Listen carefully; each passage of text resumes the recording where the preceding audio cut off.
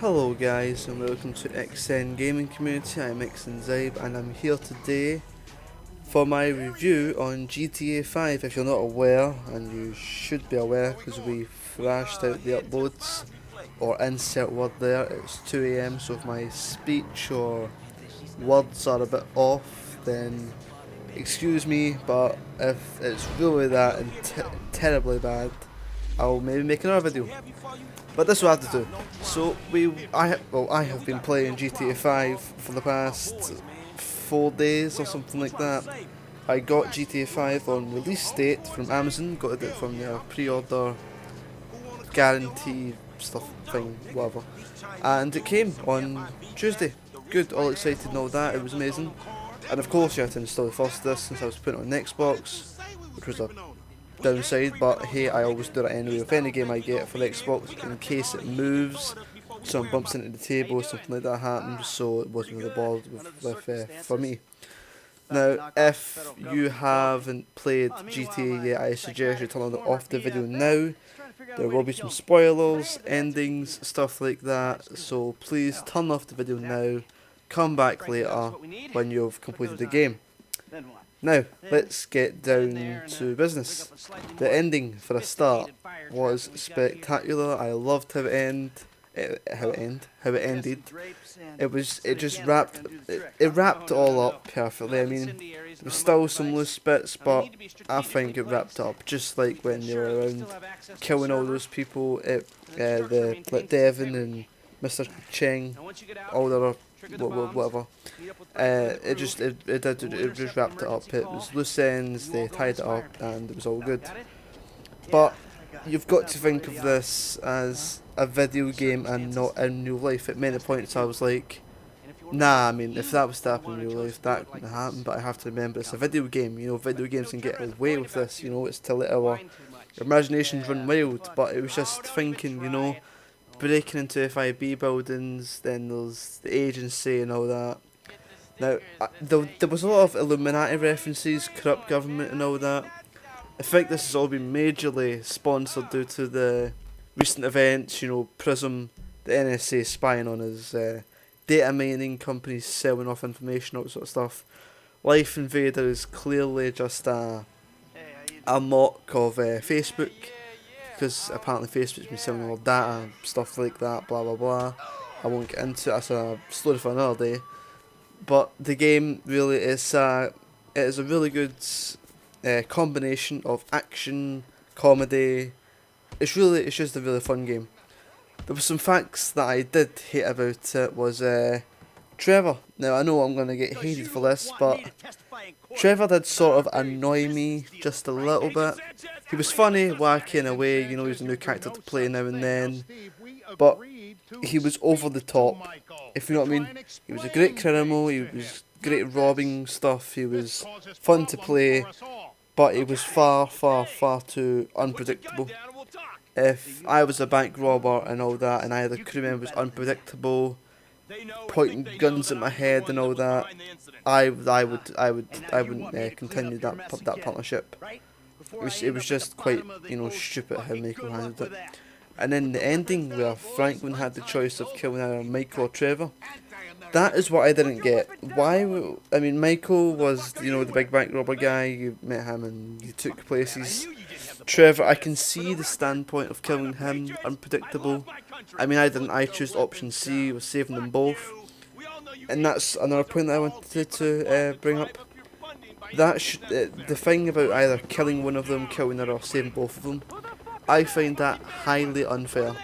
Now, if you're watching this and you've not yet played the ending, this is what basically happens. Michael receives a text from, I think it's Devon. I think it is. There's a video up, you'll be able to see it when this one actually goes live. This has been recorded, pre-recorded, and then this will be up after we show our ending video, which should be up in the next week or so. And basically, Michael gets a text saying you either have the option to kill Michael or Trevor or save them, which is a death wish. That's what it's called. You'll see it all in the video.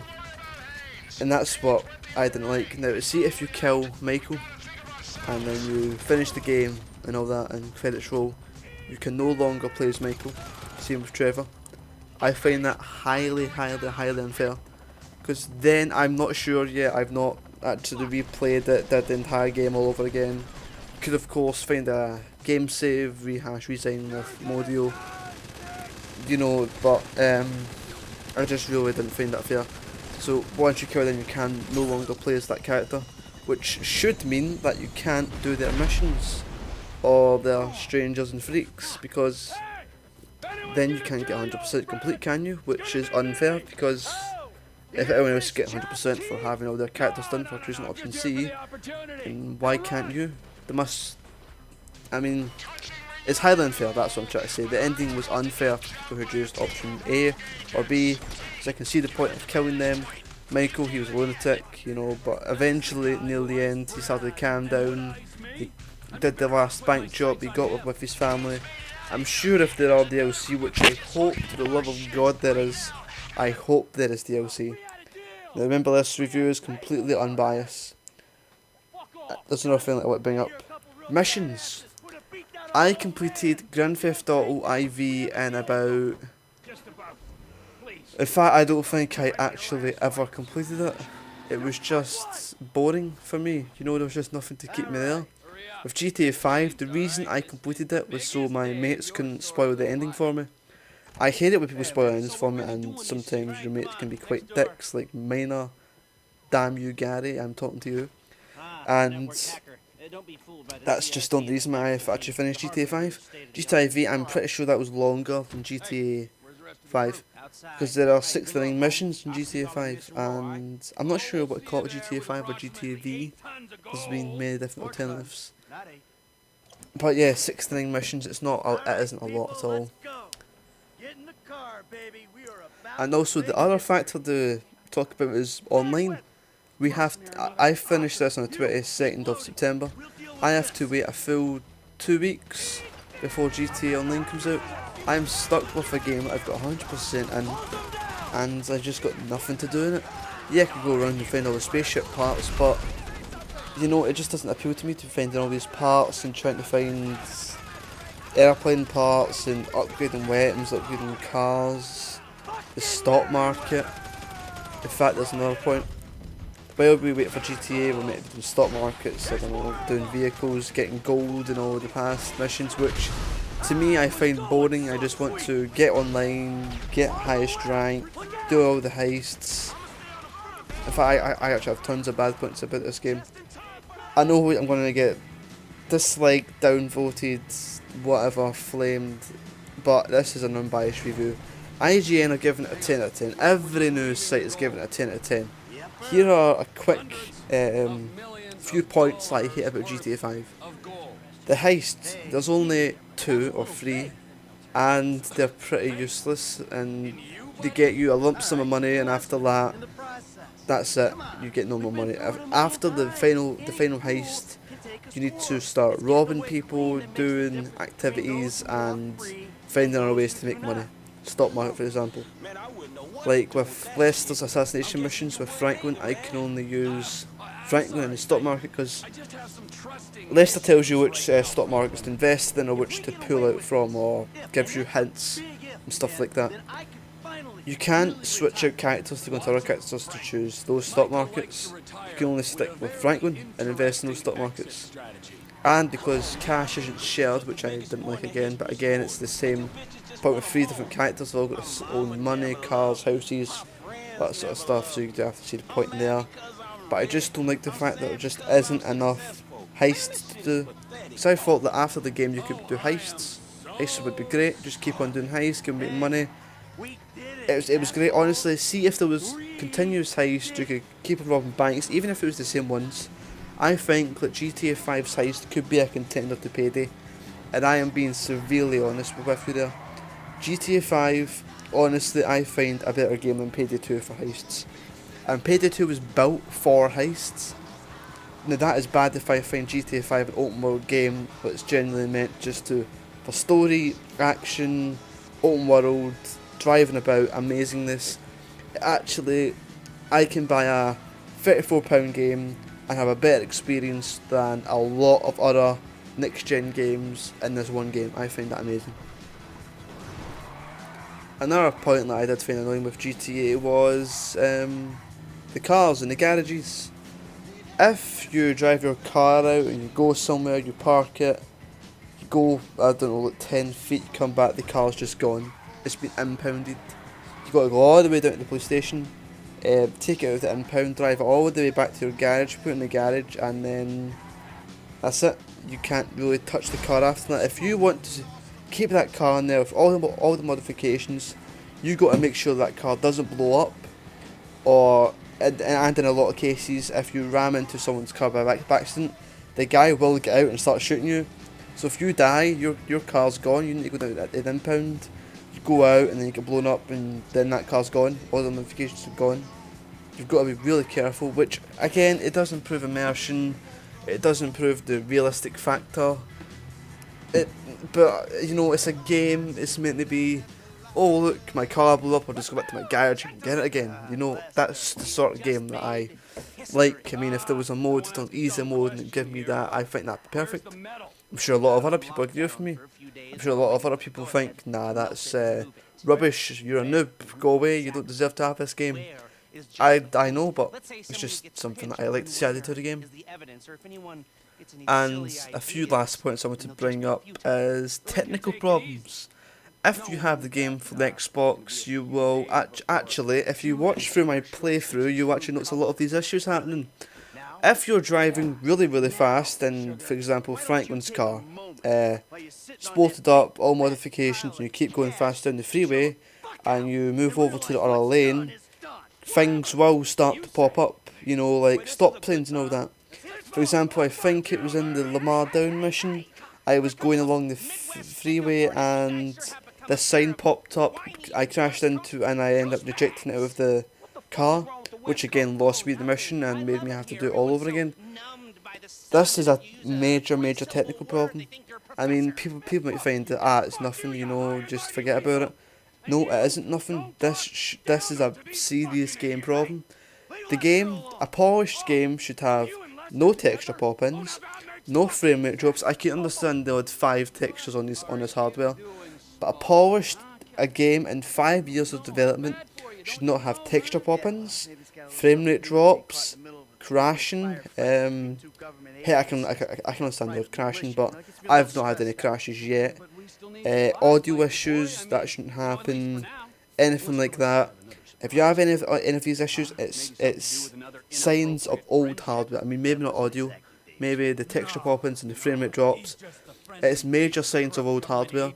The way I see it, I don't care about delays, right? I mean, maybe I wouldn't have said this when the game first came out, but now that I've played it a bit, I see Rockstar should stop with console first development. Now, I know a lot of people are going to hate me for this, but I myself, I will be getting the PS4 around Christmas time, when I eventually get money to be able to buy one. And I probably won't be on my PC much. I mean, what you've seen from the past few days is me recording from my HD VR, uploading it straight away, no hassle, no fuss, and I've produced a lot of videos. I've been playing games. You guys have seen playthroughs and how to play games, walkthroughs, seen my opinion on it. I know I'm not talking throughout these videos, but that's something that will be changing. We should be going to live streaming soon if I can find some software that allows me to capture my mic, game audio and all that all in the one audio channel. See how that goes. But yeah, technical difficulties, they aren't good.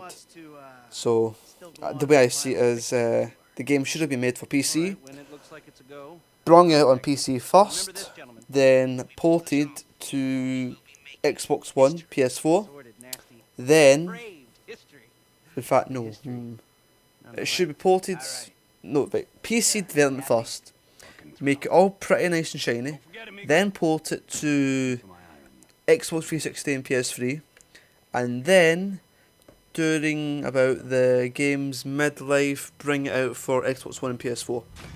Now, you would be able to span all the markets, and the way I see if GTA came out from the Wii U, they'd have a few more buyers. It'd be great. I mean, I know a lot of people don't buy the Wii U. Heck, I've looked at it many times and went, looks like a good console, I might get that. but you know, there's just not enough games out for it. It needs more third-party development, which is something that Nintendo should do. And about Nintendo, it's quite sad to hear that the boss of that, was it for 46 years? I can't remember his name off the top of my head, but yeah, shout out to him. Great guy, been with Nintendo since, has it been from the very start? I really can't remember, but he guided Nintendo in so many ways. He's been the guy who did my childhood, you know, the Game Boy and all that, so, you know, shout out to him. Hope he's having a good time up there. In fact, talking about heaven and Jesus, we have a Jesus video, make sure to check that out in the corner. If you're not aware, Jesus is a Easter egg that Rockstar put in, he just sits around to appear. So yeah, that's just my take. The game should have came out on PC first, at least. Now, I know I've probably got a lot more issues to talk about with GTA, but let's bring out some good points. Story, excellent story. Graphics, great. See if an old console, they've done good, apart from obviously the obvious technical difficulties, but I'm sure with some patches they'll iron that out. What else? The combat is excellent. I mean, it's a big step up from GTA 4 and Max Payne. It does feel a lot of aimbotty, but I suppose that's what you need for a console. Hey, I preferred it, you know. I mean, I was still doing enough moving about, dodging about and hiding behind to be able to snap onto people. I found that a quite nice feature. Also, PC don't get that unless you use a controller. But yeah, I found the combat quite damn good in GTA. The driving, honestly, felt better than Need for Speed The Run. I mean, that is an actual driving game. GTA outperforms any Need for Speed game I've probably came across. And I usually only play the Need for Speed series because I don't have Forza or anything like that. It's just, yeah, honestly, I find it driving amazing. The physics is amazing. I fell through the map the odd time. I don't think I actually captured that. I'll need to see when I look through the footage. But the physics are amazing. I've probably missed a lot of other stuff, but GTA for me, if it was brought out on PC or I played it first on Xbox One or PS4, I'd be giving it 10 out of 10. No doubt about it. There'd be no more technical difficulties. Be able to play it in 60 FPS, maybe 1080p if we're lucky on the new consoles. They're still mid-ranged hardware, we need to remember that. In fact, I'm pretty sure the processors in them are still worse than my i5 2500 series I believe I have. I don't have the K model because it was what, 10 quid cheaper and £10. That's a kebab on the way home. But yeah, honestly, GTA, great game. I would give it maybe a 8 out of 10 currently. The story was far too short, but it was an excellent game. I have really enjoyed it. I managed to get 3 days out of it, and now I'm waiting on GTA Online. So yeah, that's a bad point. If it came out on current platforms, PC, not current platforms, but PC and Xbox One and PS4, I would give it 10 out of 10, definitely, probably something like that. Guys, of course, I'd always like to hear your opinions in the description, the comments below. Of course, feel free to hit a like, dislike. I would like to know what you think about my review. It is unbiased, there's nothing in it that I'm making up. I mean, I've played it from start to finish. To me, it was very short and quite boring after it. Maybe it's just I've just grew out of GTA. But yeah, honestly, I'd like to hear your opinions in the comments about GTA and how you think it is. As always, thanks for listening and stay tuned for more GTA Online.